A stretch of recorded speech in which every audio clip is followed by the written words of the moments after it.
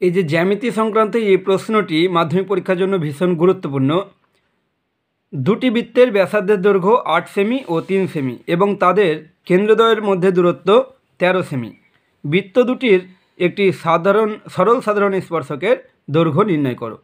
তো দেখো, আমি ছবিটি এঁকে নিয়েছি যে এটা 8 সেমি দৈর্ঘ্যের ব্যাসার্ধ বিশিষ্ট দৈর্ঘ্যের বৃত্ত এবং এটা 3 সেমি ব্যাসার্ধ বিশিষ্ট বৃত্ত।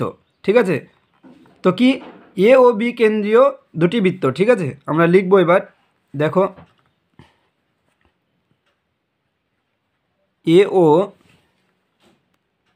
বি কেন্দ্রীয় বৃত্তের সিডি, এই যে সিডি দেখছো, সিডি সরল সাধারণ স্পর্শক।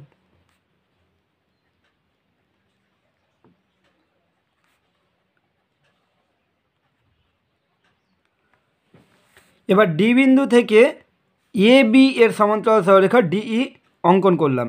ঠিক আছে, ডি বিন্দু থেকে এ বি এর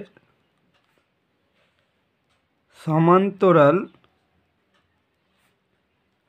সরল রেখা অঙ্কন করলাম যা কি এসিকে ই বিন্দুতে ছেদ করে। তাহলে দেখো, এখানে এই যে বৃত্তটা, এই বৃত্তটার ব্যাসার্ধ কত? 8 সেমি। তাহলে এসি সমান কত? এসি সমান 8 সেমি। আর এখানে বিডি সমান কত হবে? বিডি, এই যে বিডি দেখছো, তাহলে বিডি সমান তো হবে 3 সেমি দৈর্ঘ্যের ব্যাসার্ধ বিশিষ্ট এটা বৃত্ত।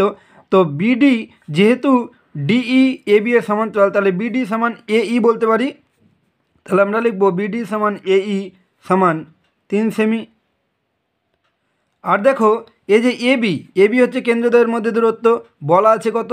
বলা আছে 13 সেমি। তাহলে আমরা বলতে পারবো যে এবি সমান কি বলতে পারবো? দেখো, এই যে ডিই, এটা তো এবি এর সমান্তরাল সরলরেখা, তাহলে এবি সমান ডিই সমান 13 সেমি বলতে পারবো। এবারে দেখো, এই যে সিই সমান কত বলতে পারবো? তাহলে অতএব সিই সমান কত বলতে পারবো? দেখো, এখানে যেহেতু আমরা বলেছি যে এই এর মান বলেছে 3 সেমি, তাহলে সি কত হবে? এসি থেকে এই বাদ দিলে হয়ে যাবে। তার মানে কি 8, এসি হচ্ছে 8 আর এই হচ্ছে কত? 3। তাহলে 8 - 3 সমান 5 সেমি। তাহলে সি পেয়ে গেলাম 5 সেমি। এবারে দেখো, এবারে যে এই ত্রিভুজটা দেখতে পাচ্ছ সিডিই, এটা হচ্ছে একটা সমকোণী ত্রিভুজ। তাহলে আমরা লিখব যে সমকোণী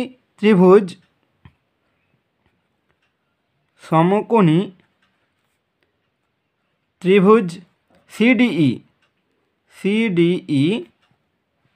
থেকে পাই কি পিথাগোরাসের উপপাদ্য অ্যাপ্লাই করব। ঠিক আছে, তাহলে আমরা বলতে পারবো না যে সিডি স্কোয়ার প্লাস সিই স্কোয়ার অর্থাৎ লম্ব স্কোয়ার প্লাস ভূমি স্কোয়ার সমান অতিভুজ স্কোয়ার আমরা বলতে পারবো। তাহলে আমরা কি করব?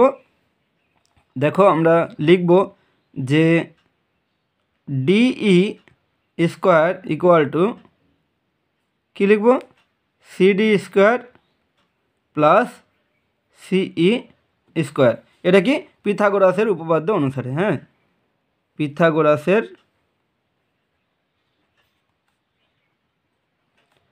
উপপাদ্য অনুসারে আমরা যেহেতু চাইছি স্পর্শকের দৈর্ঘ্য নির্ণয় করতে, তাহলে সিডি স্কোয়ার বার করতে হবে। তাহলে সিডি স্কোয়ার সমান কী হবে? তাহলে D square minus C square. এবার বা সিডি স্কোয়ার সমান ডি এর মান কত? ডিই এর মান দেখো 13 সেমি, তাহলে 13 স্কোয়ার মাইনাস সি কত? সি দেখো 5, তাহলে 5 স্কোয়ার বা সিডি স্কোয়ার সমান 13 স্কোয়ার হচ্ছে 169 মাইনাস 5 স্কোয়ার 25 বা সিডি সমান কী হবে? 169 থেকে 25 বাদ দিলে কত হবে? 144। যেহেতু স্কোয়ার উঠাচ্ছি তাই কী হয়ে যাবে? √।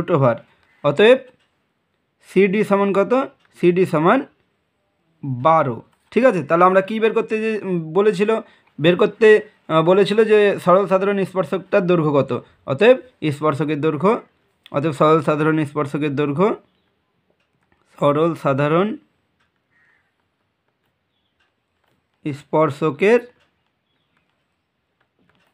দৈর্ঘ্য কত হলো? 12 সেমি। 12 সেমি। ভীষণ গুরুত্বপূর্ণ এই প্রশ্নটি। Thank you.